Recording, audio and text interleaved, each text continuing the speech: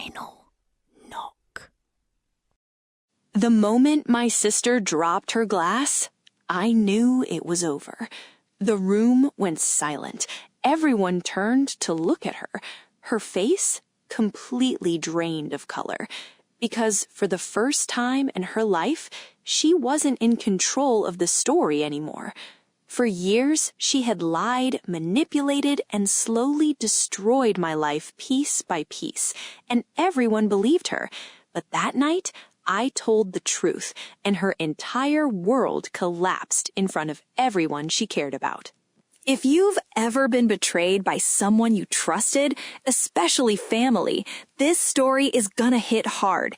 Make sure you like, subscribe, and tell me in the comments, could you forgive someone like this? Because I couldn't. I've always had a sister, but I never really had a safe one. Her name was Alina, older than me by 3 years, beautiful, confident, the kind of girl people instantly liked. Teachers loved her. Neighbors praised her. Relatives compared me to her constantly. Why can't you be more like Alina? She's so mature. She's going to do something big. And me? I was just there. Quieter, softer, always trying to catch up to someone who didn't even look back. At least, that's what I believed growing up. I was 12 when I first realized something wasn't right. I had this small diary. Pink cover, cheap lock. I wrote everything in it. Crushes, fears, embarrassing secrets. One day at school, a girl walked up to me and said, "So you like him? That's so pathetic." My stomach dropped. Nobody knew that. Except, I ran home, checked my room. My diary was slightly out of place. That night, I watched my sister carefully, and then I saw it.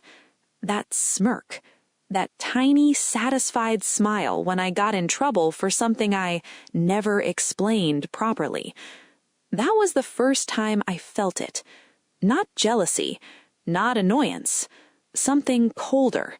Suspicion. At first, it was little things easy to dismiss. My clothes going missing, then appearing in her room, friends slowly drifting away from me and becoming closer to her, conversations twisted, arguments that somehow always made me look like the problem, and every time I tried to explain it, she'd act hurt. Why would you think that about me? And everyone believed her, because she was perfect and I was overreacting. High school was where things escalated. I finally made a close group of friends. For the first time, I felt like I belonged somewhere. Then slowly, they started acting distant, cold. One of them stopped talking to me completely. I confronted her, and what she said shattered me. She told us you talk behind our backs. She showed us messages I never sent. My chest tightened so hard I could barely speak, because I knew exactly who she was. I confronted my sister that night. I was shaking, angry, hurt, confused, and she just laughed. Actually laughed. Then she said, "You're imagining things again." That word, again. She made me feel like I was losing my mind, like reality was slipping through my fingers. And worst of all, I started believing her. The real damage came when I was 17. I had applied for a scholarship.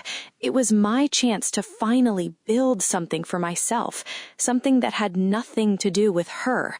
I worked for months, essays, interviews, late nights, and I got shortlisted. I still remember the email. My hands were shaking with excitement. For once, I felt seen. But then, I got another email. You have been disqualified due to inconsistencies in your submitted documents. Inconsistencies? I checked everything, and that's when I found it. A file, edited, changed, submitted under my name, but not by me. I didn't want to believe it. I really didn't. But deep down, I already knew. I checked our shared computer, and there it was. Her login, her activity, her edits. My entire future sabotaged by my own sister. I should have exposed her then, but I didn't, because something inside me broke that day. Not loudly, quietly. I stopped fighting, stopped trying, stopped believing I could win against her. So I left, went to university in another city, cut contact as much as I could, and told myself, I'm done. 3 years passed. Life slowly got better. Not perfect, but stable, peaceful. Until one day, my mom called me, excited. She's getting married. My stomach dropped. Of course she was. Perfect life, perfect image, perfect future. And then came the invitation. Family gathering, you have to come. I didn't want to, but something inside me said, go. Walking into that house again felt surreal. Same walls, same smells, same memories. And there she was, laughing, glowing, surrounded by people who adored her, like nothing had ever happened, like she hadn't spent years quietly tearing me apart. Then she saw me and smiled, like we were sisters again, that fake, perfect smile. I didn't plan revenge at first. I really didn't.